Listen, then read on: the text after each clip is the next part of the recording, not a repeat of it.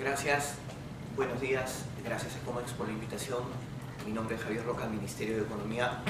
Hoy día yo les voy a conversar sobre el tema OECD, Perú y Programa País. Un poco para empezar, ¿cuántos saben qué es OECD? Levanten la mano, con la mano en el pecho. Los que no saben, acá no es... No hay nada. Entonces, todos saben qué es OECD, pero la prensa, los opinólogos y en muchos casos a veces la información distorsionada de OECD nos dice que la OECD tiene ciertos grandes mitos. El club de los ricos, el país donde está el mayor porcentaje de PBI a nivel mundial, el conjunto de países, y hasta en algunos casos se les digo a algunos blogs, conjunto de países imperialistas relacionados con el G7. En realidad OECD no es eso. OECD simplemente es una organización más en el mundo de las organizaciones internacionales, pero con una característica diferente, vamos a decirlo, al Banco Mundial, al BID, a la CAF. Y mi idea de la exposición es presentarles por qué el Perú se está acercando a la OECD. Un país de ingreso medio dentro del estrato medio. ¿Por qué están mirando a este club de los países ricos? ¿Qué tendrían ellos que nos interese? Mi idea de la exposición es presentarles esto. Presentarles que el Perú está buscando nuevos referentes en política pública. Nuevas formas de hacer las cosas. Redefinir la política pública de una nueva manera. ¿Se acuerdan en los 90 la gran discusión era, oye, las reformas, hay que hacer las reformas? Nuestro punto de referencia era Chile. Después de más de 20 años, ¿y ahora quién es nuestro punto de referencia? Miren los indicadores. Nos estamos acercando muy fuertemente a Chile, México, a la Alianza del Pacífico. Casi la Alianza del Pacífico somos países muy similares. Detalle por aquí, detalle por allá, ellos hacen novelas, ellos tienen cumbia, nosotros tenemos al fondo y sitio, pero son casi similares en muchas de las prácticas. Nos sentamos con los ministros de Economía de esos países y tenemos las mismas visiones. Compartimos los mismos problemas. Compartimos todavía hasta la misma dinámica. Pero lo interesante no es eso. Lo interesante es, ¿y cuál es lo nuevo? ¿Cuál es el siguiente paso? ¿Hacia dónde deberíamos de mirar? ¿Me disculpas? Un poco la razón de todo esto es, sí, la discusión interna del Perú es, vamos a seguir creciendo, se nos cae el PBI temporalmente, hay vientos no a favor en los próximos años, y todos siempre estamos teniendo el gran supuesto que detrás el crecimiento es mejora de bienestar. Y siempre es la tasa de crecimiento, mensual y mensual y mensual. Cae -1, cae en 3, cae en 4, es en 5, crecemos en 6, y ahí es nuestro fetiche, nuestro número fetiche, el número 7. Pero si bien es cierto, ese número sí es importante para nosotros, porque nos muestra el tamaño de la economía, pero no necesariamente el progreso social o no necesariamente el bienestar de las personas. Porque el bienestar de las personas está en función de dos grandes cosas: eficiencia de mercado y políticas públicas. Si bien es cierto, acá en el tema de políticas públicas el manejo macroeconómico ha sido más que aceptable porque somos punto de referencia hasta para estos países de la OECD en manejo macroeconómico. Pero si miramos en más detalle, todavía nos está faltando. Es decir, los últimos 15 años hemos hecho bien la tarea, pero eso no significa que estemos a punto de ser un país del primer mundo, sino que el camino es largo y que hay que seguir sosteniendo esa buena tarea hecha. El Banco Mundial nos muestra como una estrella creciente. ¿Por qué? Porque en los últimos años hemos tenido buen manejo macroeconómico, mejora de indicadores, tanto en pobreza, en crecimiento y en algunos mecanismos de eficiencia. Pero no lo es todo.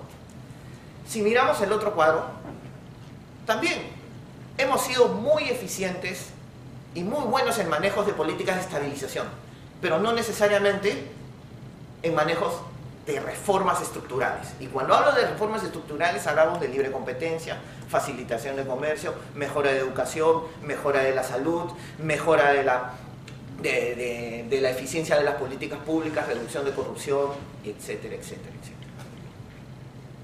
Si bien es cierto, tenemos un brazo muy fuerte, pero un brazo todavía demasiado débil, que todavía como país y como sociedad no nos hemos atrevido a enfrentar, o de alguna manera nos cuesta enfrentar y buscar una mejor solución.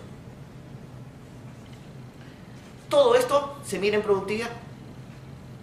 Toda esa dinámica social entre el sector privado, gobierno, poder judicial, contraloría, todo te genera una eficiencia de mercado, y esa eficiencia de mercado se traduce en productividad. Y la productividad en los últimos años ha estado creciendo, pero en los últimos periodos 2011-2012 ha tenido un relevamiento. Ojo, la cifra se esconde porque son 2 años versus 10 años. Ya estamos casi en 0,66. ¿Qué nos está faltando? La productividad es la razón de ser del crecimiento. Si las empresas no son productivas, si la mano de obra no es productiva y si el Estado no facilita la productividad, tenemos resultados. Tenemos esos resultados. Pero si vemos, como ya les he dicho, tenemos un brazo fuerte. Somos referencia a nivel mundial. Pero hay otro brazo que lo tenemos todavía atrofiado, muy débil. Y es el tema de la institucionalidad. El tema de mejorar el bienestar de las personas, el mejorar la productividad. ¿Qué se debería hacer la discusión actual? ¿Qué políticas públicas mejorarían la productividad? Es decir, ¿la flexibilización laboral mejoraría la productividad laboral? ¿La lucha de la corrupción mejoraría el bienestar de las personas? ¿Qué hacemos con nuestro sistema público de salud? Son preguntas que son latentes, pero que si se dan cuenta y miren los periódicos de los últimos años, no están en primeras planas.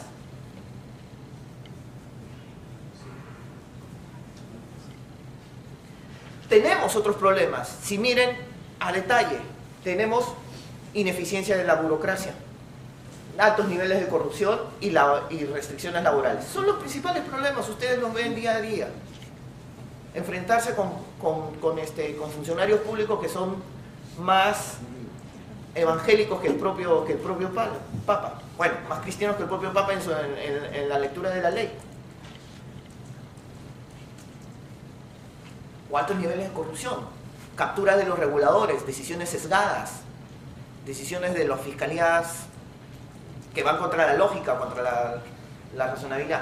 Son temas que nos están afectando y temas que nos generan restricciones en la mejora de la productividad, ergo también en la competitividad.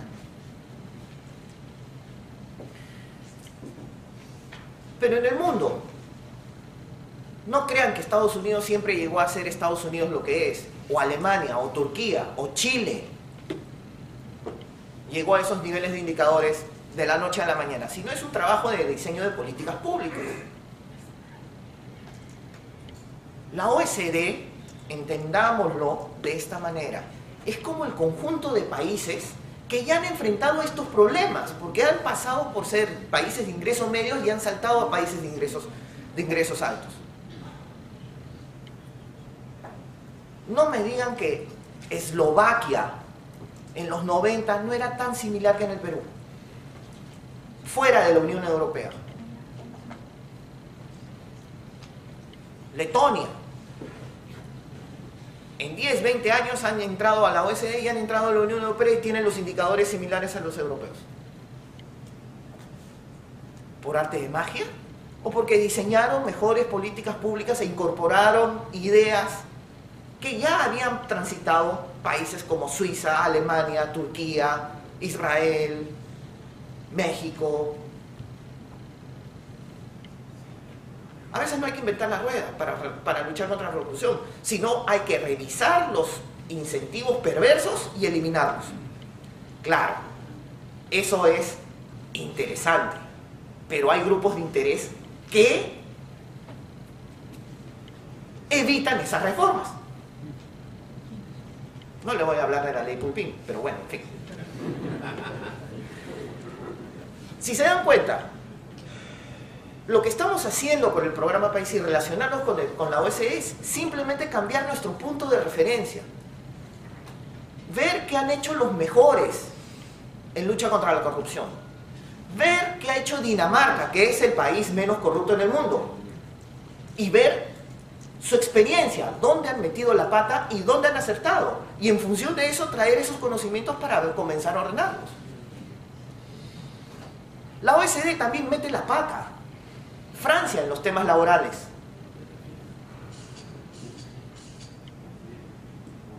¿Eso significa que vamos a traer la legislación francesa laboral? No, pues tampoco, ¿no? Pero son puntos de referencia donde han metido la pata, donde nosotros no debemos de abrir esa puerta. Y ese es el conocimiento y el bagaje de conocimiento de la OECD. Miren, Perú, el puntito rojo, en efectividad gubernamental. Con respecto a los países similares a nosotros, estamos ahí. Nuestro punto de referencia no es compararnos con Brasil, con ellos, es compararnos con los demás. Miren la eficiencia de Dinamarca, miren la eficiencia de España, miren la eficiencia de Estados Unidos. A pesar de que España siguen haciendo reformas. Yo lo que les vengo a decir es, la OECD no nos viene a imponer ideas. Nos viene a mostrar experiencias, que si nosotros la tomamos o no la tomamos como sociedad, sigue siendo nuestra soberanía. Pero necesitamos formas de ver cómo se lucha contra la corrupción. ¿Cómo desincentivamos la corrupción?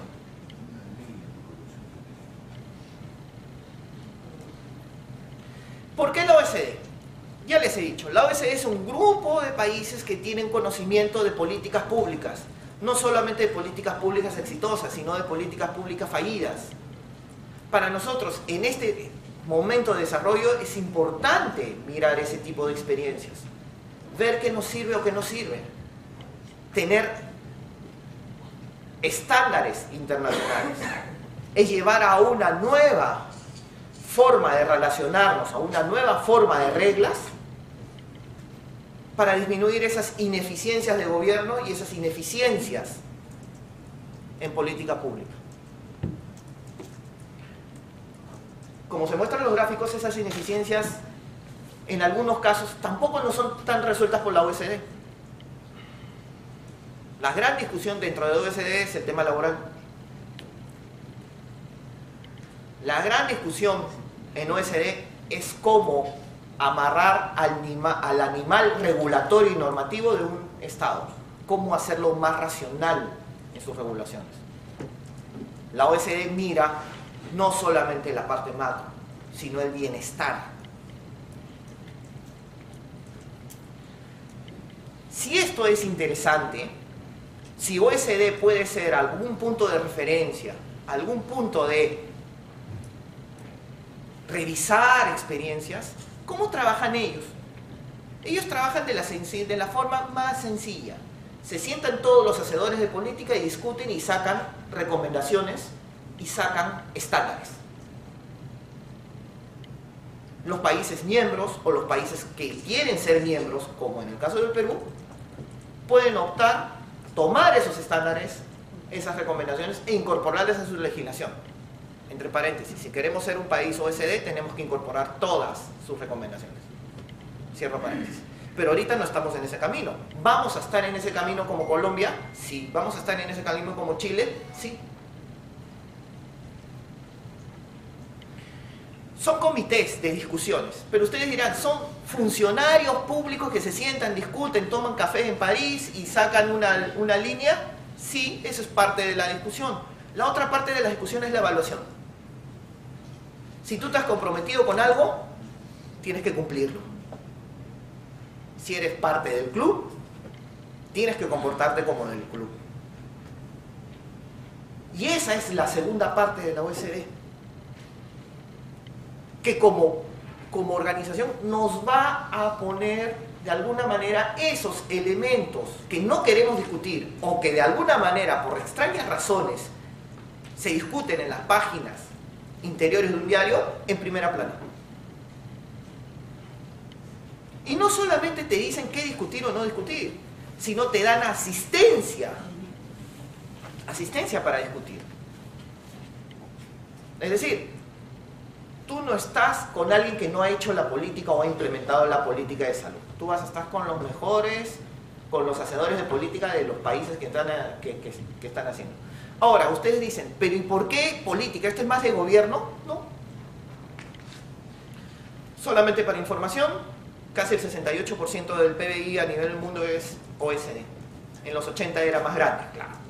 Recuerden que acá están los BRICS, que un poco que te bajan. Pero es más del 60% del PBI está dentro de la OSD. Casi el 30% de las recomendaciones legales son ambientales. Miren la adhesión a los instrumentos legales de la OSD. Del 57 al 2013, más de 250 adhesiones por cada uno de los países. Los países van entendiendo que esos estándares son estándares que mejoran el nivel de calidad de la vida de las personas. Si no fueran útiles, nadie se adhería. No habrían países fuera de OSD que se adhieren a estándares.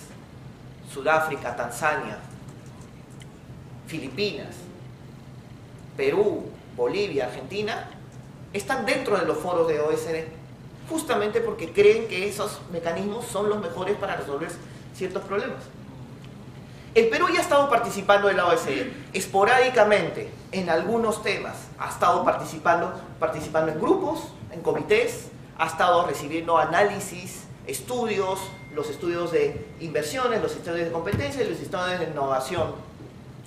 Si se dan cuenta, la razón del crédito tributario de innovación, ¿de dónde creen que salió?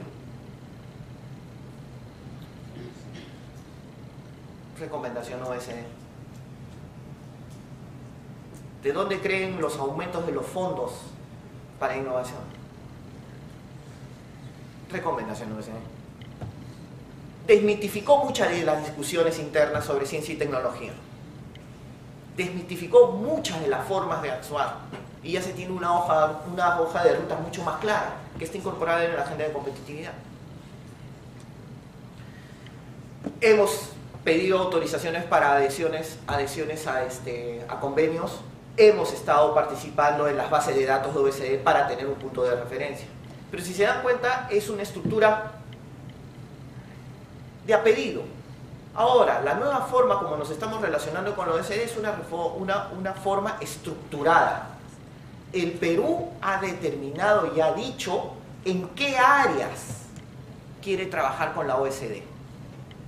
Ya antes era pedido, era como una especie de consultores que quiero hacerte algo de consultoría en innovación, quiero hacerte algo de consultoría en competencia. Ya, el Estado ha dicho no.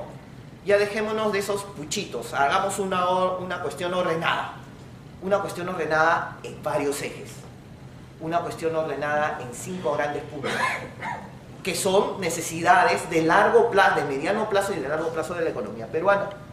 El programa País, como visión estratégica, tiene varios elementos, pero básicamente lo que busca es reformas en los sectores prioritarios, en los sectores que tienen más incidencia en el bienestar de las personas. Busca hacer una reingeniería de procesos públicos. ¿Cómo hacemos la política pública? ¿Cómo sacamos las leyes? ¿Cómo interactuamos con el sector privado? No solo con el sector privado, sino con los stakeholders, o universidades, sindicatos, etcétera, etcétera, para definir una política pública. La idea es que se institucionalice esta forma de hacer política pública dentro del Estado. Básicamente, los grandes 5 puntos que hemos identificado como país para trabajar con la OECD es la identificación de barreras de crecimiento al desarrollo nacional. Productividad,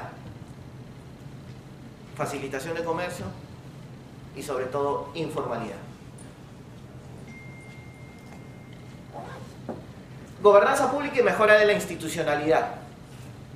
Es decir, ¿cómo hacemos que la burocracia siga funcionando y funcione de mejor eficiencia?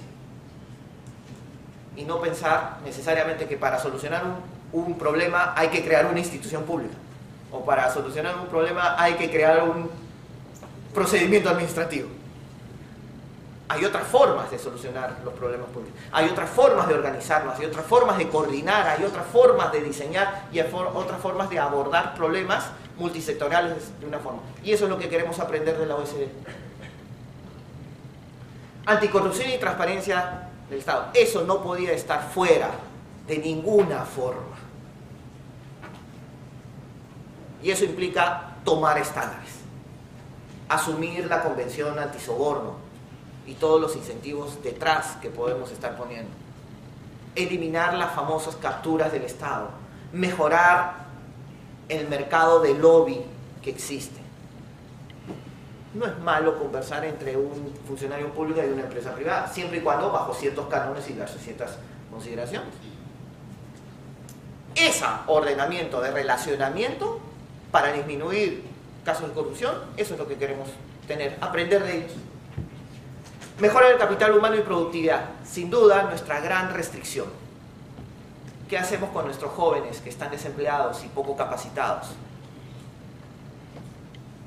¿Qué instrumentos ponemos? ¿Era la ley Pulpín la solución? ¿Era lo que decían el crédito tributario por contratación a alguien nuevo?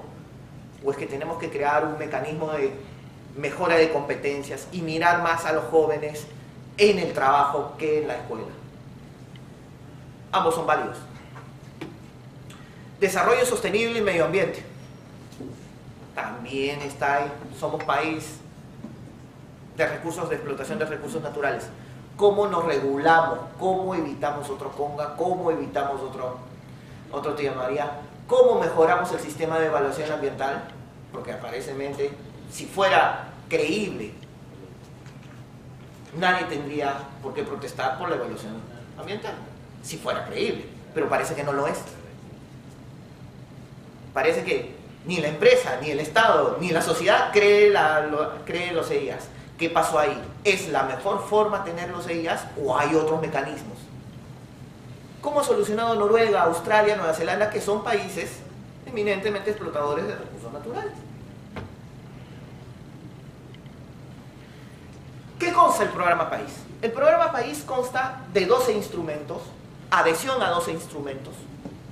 Algunos sí son más legales y otros menos, que son declaraciones. Declaración por una economía verde. Claro, es una declaración. Convenio antisoborno, sí, es inclusión de reglas antisoborno en el Estado. Estudios y análisis. Estudios y análisis, 21 estudios y análisis. Pero esos 21 estudios no son estudios que se van a encarpetar, sino los 21 estudios tienen recomendaciones y tienen una hoja de ruta detrás. Es decir, estamos haciendo el estudio de gobernanza pública. Ahí van a haber recomendaciones de forma de coordinación, de fusión, de entidades, va a haber recomendaciones de cómo mejorar los procedimientos administrativos. Y en OECD se van a estar encargando de estar respirando detrás de la nuca al gobierno para estar implementándolo. Porque para eso es. La OECD es un coaching en estas cosas. Y si tú quieres ser del club, tienes que comportarte como los del club. Esa es su lógica. Participación en los comités. Comité de Gobernanza Pública, políticas regulatorias, que ese es un elemento que también todos los reportes internacionales nos dan en la canilla. No sabemos hacer normas. Admitamos, como Estado. Y yo como ministerio también le digo, no sabemos hacer normas. A veces las normas son demasiado anecdóticas, por una razón sale una norma, ejemplo, para luchar contra la piratería en CDs, la mejor solución era prohibir la importación de CDs. Esas anécdotas hay dentro del gobierno, pero eso no puede ser de esa manera. Alguien descuidado lo saca y te cambió toda la estructura del mercado. Hay formas de hacer políticas, hay formas de hacer regulaciones, y hay otra cosa, que me disculpe mi amigo Jaime Dupuy, que es abogado, no todo se soluciona con una regla. No todo se soluciona con una regla. Alimentación saludable. Con una ley queremos que la gente coma mejor.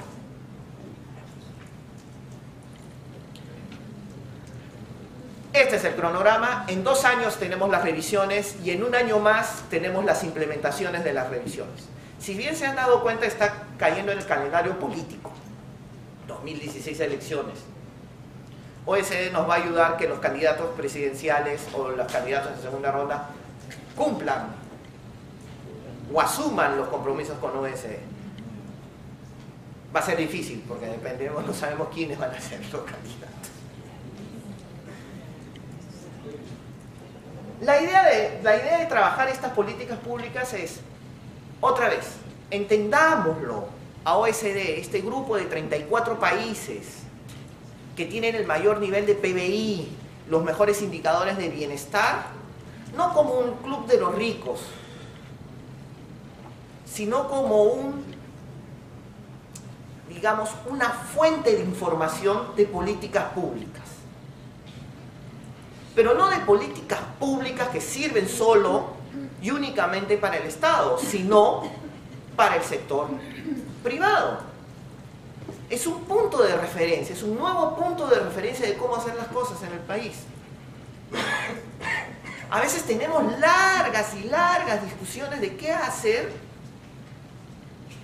con varios temas. ¿Qué hacer con los CIA? Y tenemos y damos vueltas y vueltas y vueltas sobre la discusión y no tenemos acción. Damos vueltas y vueltas y vueltas sobre el mercado laboral y la reforma laboral.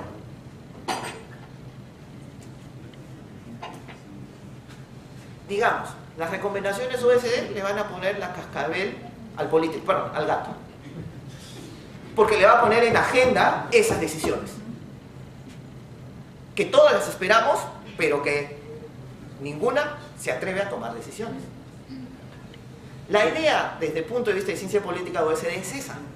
Que los políticos se encarguen de discutir lo que es importante para nosotros. Como sociedad, como sector privado, como academia.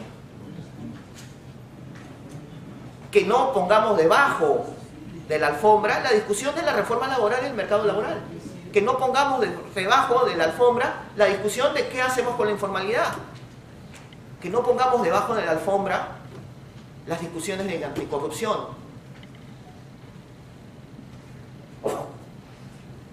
Porque son las grandes trabas.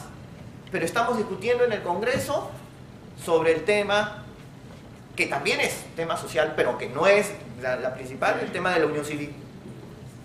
¿Es importante socialmente? Sí. Pero para la cuestión de crecimiento y desarrollo es más importante discutir la reforma laboral. O discutir si se sale o no sale la ley del día del emolientero. O la protección de los animales. Versus la convención antisoborno. ¿Se dan cuenta? OECD busca eso. Señores, pongamos la cascabel al gato.